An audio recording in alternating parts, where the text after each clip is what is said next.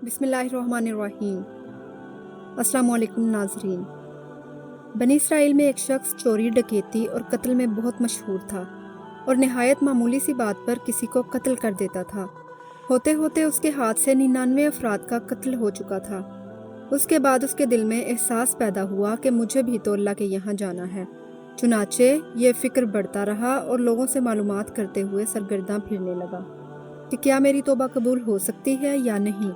किसी आलिम शख्स से मुलाकात की फ़िक्र हुई कि मालूम किया जाए कि ऐसे शख्स की तौबा कबूल हो सकती है या नहीं। लोगों ने एक आबिद शख्स के पास जाने का मशवरा दिया।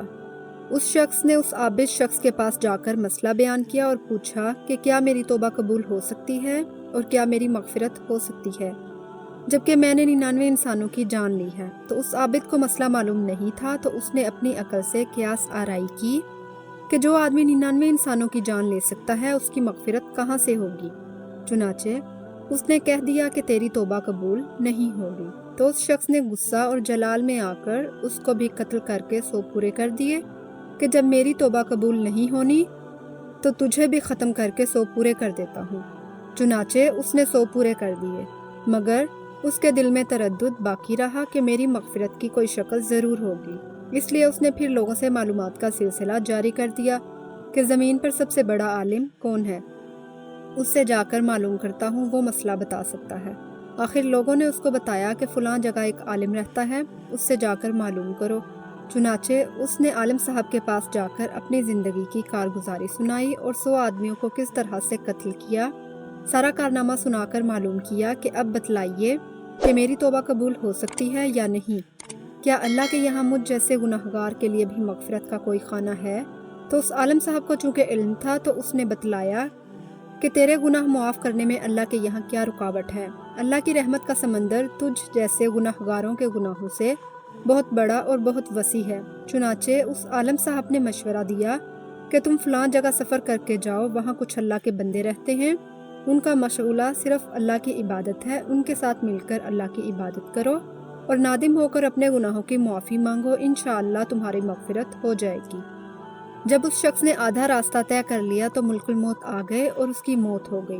अब उसकी रूह ले जाने का मसला खड़ा हुआ। आसमानों से रहमत के फरिश्ते भी आए और अजाब के फरिश्ते भी।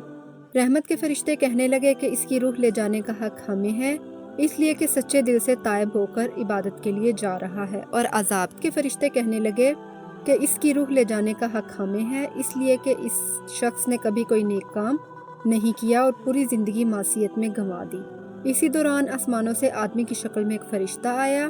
बाज़ रवायात से मालूम होता है कि आने वाला फ़रिश्ता हज़रत जिब्राईल अलैहिस्सलाम थे।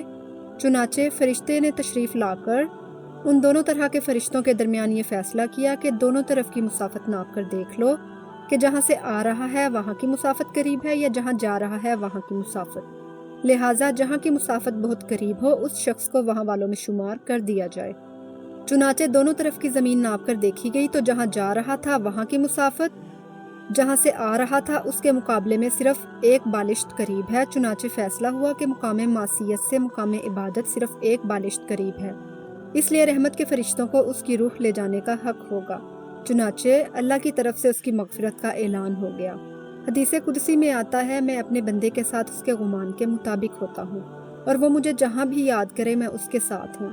अल्लाह ताला अपने बंदे की तौबा से इससे ज़्यादा खुश होता है जितनी खुशी तुम में से किसी ऐसे शख्स को होती है जिसका जानवर बयाबान में गुम होकर फिर उसे मिल जाए। और जो शख्स एक बालिश मेरी तरफ आता है मैं एक हाथ उसके करीब हो जाता हूँ, और जो शख्स एक हाथ मेरे करीब आता है मैं उसके एक बा यानी फैलाए हुए दोनों हाथों के दरमियान की मुसाफत करीब हो जाता हूँ। और जब वो मेरी तरफ चल कर आता है तो मैं उसकी तरफ दौड़ कर आता हूँ। इस वाक़या से हमें ये सबक मिलता है कि इंसान जब भी सच्चे दिल के साथ तौबा करेगा तो अल्लाह ताला उसकी तौबा ज़रूर कबूल फरमाएंगे, इंशाअल्लाह।